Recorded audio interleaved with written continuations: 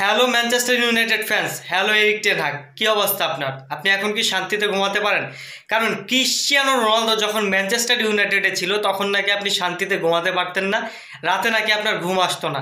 তো রোনালদো তো এখন আর আপনার স্কোয়াডে নাই, এখন ম্যানচেস্টার ইউনাইটেডের রোনালদো নাই। এখন কি আপনি কি শান্তিতে ঘুমাতে পারেন? রাতে আপনি কি ঘুমাইতে পারেন? মানে এরিক টেন হাগের লজিক হচ্ছে একটা ম্যাচে ড্র করলে সে নাকি শান্তি পায় না, জিতলে সে শান্তি পায়, নতুবা ম্যাচে যদি সে হেরে যায় যার কারণে সে শান্তি পায়। মানে দেখতে জিদান পেপ গার্দিওলার মতো হইলেও মানে তার ভাবসাব হচ্ছে জিদান পেপ গার্দিওলারও ছাড়াই যায়। মানে সে নিজেরে যে কি মনে করে এটা সে নিজেও জানে না। ফুটবল ইতিহাসের সবচাইতে ঐতিহ্যবাহী একটা ফুটবল ক্লাব ম্যানচেস্টার ইউনাইটেড, আর এই ম্যানচেস্টার ইউনাইটেডকে আজকে ক্রিস্টাল প্যালেসের মতো দল 4-0 গোলের ব্যবধানে হারায় যায়। শুধু ক্রিস্টাল প্যালেস না, যেই হচ্ছে ম্যানচেস্টার ইউনাইটেডকে পাইতেছে সেই হচ্ছে এক হালি করে গোল দিয়ে দিতেছে। এই হচ্ছে ম্যানচেস্টার ইউনাইটেডের বর্তমান অবস্থা। আর এর কারণেই ক্রিশ্চিয়ানো রোনালদো বলেছিল যে এরিক টেন হাগ তিনি আসলে কোনো কোচের জাতের ভিতরেই পড়ে না।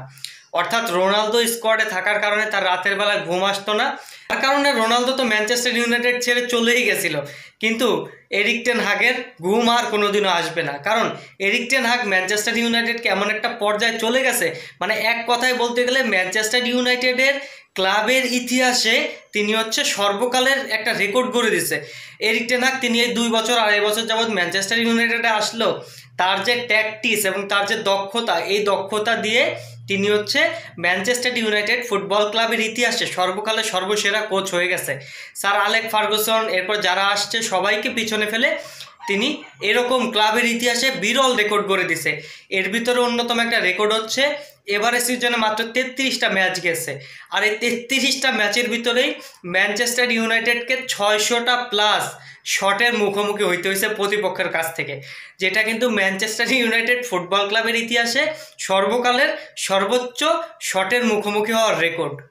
এরপরে তিনি ম্যানচেস্টার ইউনাইটেডের হয়ে এবারে সব রকম প্রতিযোগিতা মিলে 85টা গোল খাইছে, এটাও কিন্তু রেকর্ড। ম্যানচেস্টার ইউনাইটেডের ফুটবল ক্লাবের ইতিহাসে সর্বকালের সর্বোচ্চ গোল খাওয়ার রেকর্ডটাও কিন্তু এরিক টেন হাগ গড়ে ফেলছে। এরপরে এবারের মৌসুমে ম্যানচেস্টার ইউনাইটেড ইংলিশ প্রিমিয়ার লিগে 33টা ম্যাচ খেলছে, আর এর ভিতরেই 13টা ম্যাচ হেরে গেছে। এটাও কিন্তু ম্যানচেস্টার ইউনাইটেডের ফুটবল ক্লাবের ইতিহাসে সর্বকালের সর্বসেরা রেকর্ড। অর্থাৎ sir Alex Ferguson, Jose Moreno, ওলে গুনার সোলশায়ার, কত বড় বড় নামি দামি পোস্টে আসছে, তারাও কিন্তু 13টা ম্যাচ হারার রেকর্ড করে নাই। আর এরিক টেন হাগ কিন্তু অলরেডি 13টা ম্যাচ হারার রেকর্ডও করে ফেলছে, এখনও কিন্তু আরও 3-4টা ম্যাচ বাকি আছে। তো এই হইতেছে এরিক টেন হাগের অবস্থা।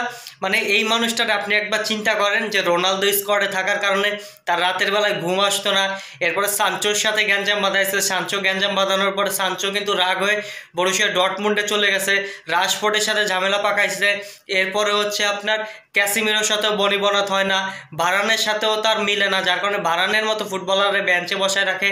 এরপরে হচ্ছে ম্যানচেস্টার ইউনাইটেডের যে অদম্য প্রহরী, ম্যানচেস্টার ইউনাইটেডের যে দেওয়াল, সেই ডেভিড ডি গিয়ার মতো গোলকিপারকে তিনি বাদ দিয়ে ওনানার মতো একটা গোলকিপাররে আনছে। আর ওনানার মতো একটা গোলকিপাররে আনার পরে তিনি অলরেডি এই সিজনে 79টা গোল খেয়ে ফেলছে। এ নিয়েও কিন্তু রেকর্ড করে ফেলছে ম্যানচেস্টার ইউনাইটেডের একজন গোলকিপার হিসাবে। মানে এবারে মৌসুমে চ্যাম্পিয়ন্স লিগ খেলা হইতেছে না, অলরেডি পয়েন্ট টেবিলে 8 নম্বরে চলে আসছে এরিক টেন হাগের ম্যানচেস্টার ইউনাইটেড। এখন এই এত এত খারাপ পারফরমেন্স এবং এত এত বিশ্ব রেকর্ডের ভিড়ে আপনি আসলে কার দোষ দিবেন? এরিক টেন হাগ, জনাব এরিক টেন হাগ, আপনি আসলে কার দোষ দিবেন? যে রোনালদো স্কোয়াডে থাকলে আপনার রাত্রেবেলা ঘুম আসতো না, সেই রোনালদো তো চলে গেছে।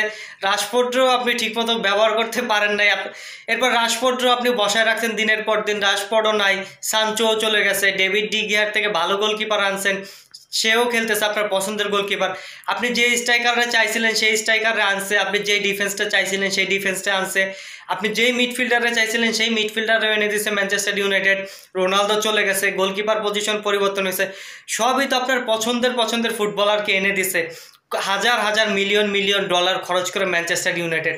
যেই ম্যানচেস্টার ইউনাইটেড কিন্তু কিপটা ছিল, টাকা খরচ করতো না, আপনার কথা শুনে আপনার পছন্দ অনুযায়ী সব ফুটবলার নিয়ে আসছে। কিন্তু এখনও আপনি এই অবস্থা কেন? আপনার সব পছন্দের ফুটবলার আনার পরও আজকে ম্যানচেস্টার ইউনাইটেডের এই হাল কেন?